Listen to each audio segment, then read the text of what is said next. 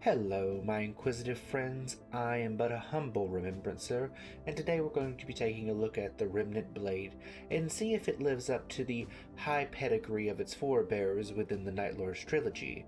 Their blades yet thirst, yet the only thing that thirsts more is our desire for a truly good tale. Synopsis. A disgraced Night Lord must deal with insurrection and infighting amongst his murder kin in order to at least try to get back what he's lost. Is a new hunt for an even greater prize exactly what he needs to get everything back on track? Let's go ahead and get the negatives out of the way at the forefront. This book has two cardinal problems. The first one is that it is a little tedious at times. It drug out longer than it needed to. I feel like they could have cut an hour or two and it would have been good. The second thing is they add a lot of characters, and I mean a lot of characters. So much so that I had to start taking notes on who was who.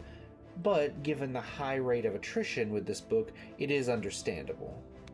As for what I liked, there are a cavalcade of different characters within this, so if you don't like one, you'll probably like another. My personal favorites were the crazy wacky tech priest, because say it with me now, everything is better with a crazy wacky tech priest. I have read so many 40k books, and I'm telling you right now, any of them that have that particular archetype, it's going to be more entertaining. They also have a tech marine that is a little bit stern and strict, but you get where he's coming from, and I liked him as a character.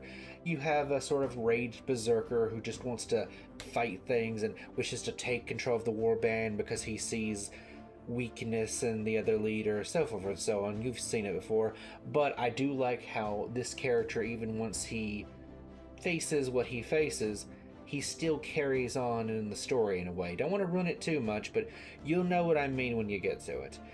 The story, as it keeps going on, you keep getting more and more crazy characters, like a basically space wizard who has this really weird backstory of he was a part of the clergy at one point, which a literal cleric wizard, that's some good stuff right there.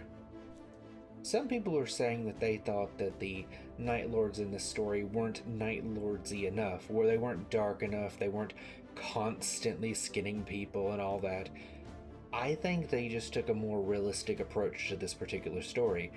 This is a warband who is on their last legs, trying desperately to scrap out an existence and perhaps become something greater than they are or once were. They don't really have time to indulge as much, they're just trying to get a leg up.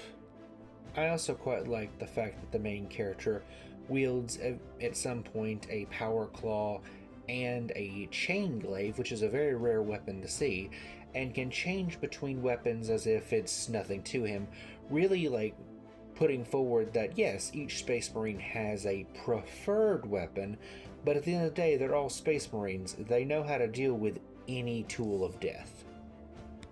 They built up the crew like it was going to be something important, but we didn't really get too much of them.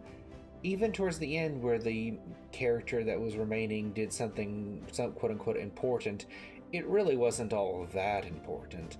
I'm just saying, if they were going to have a human character that was going to tag along and everything, they should really have done more with them.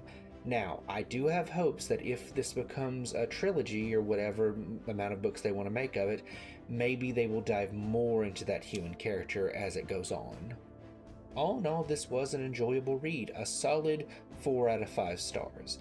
I did think about giving it a little bit lower with the 3, but honestly, I enjoyed the wacky hijinks of the tech priest so much that it bumped it up an extra star. But until next time, my dear listeners, I am but a humble remembrancer.